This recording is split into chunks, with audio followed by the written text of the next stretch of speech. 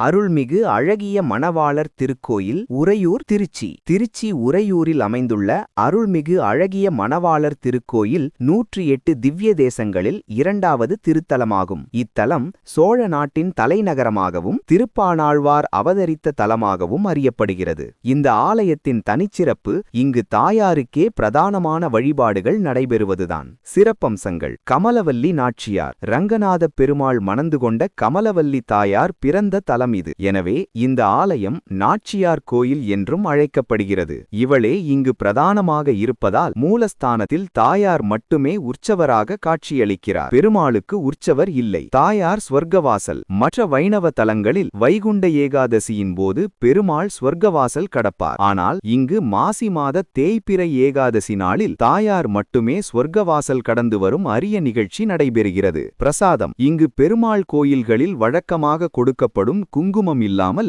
சந்தன பிரசாதம் வழங்கப்படுகிறது. மேலும் நைவேத்தியத்தில் காரத்துக்காக மிளகாய் வத்தல் சேர்க்காமல் மிளகு சேர்க்கப்படுகிறது. மூலஸ்தானத்தில் அழகிய மணவாள பெருமாளும் கமலவல்லி தாயாரும் திருமண கோலத்தில் நின்றபடி பக்தர்களுக்கு காட்சியளிக்கின்றனர். கணவன் மனைவிக்கிடையே ஒற்றுமை அதிகரிக்கவும் திருமண தடைகள் நீங்கவும் இங்கு வந்து வழிபடுவது மிகவும் சிறப்பு வாய்ந்தது.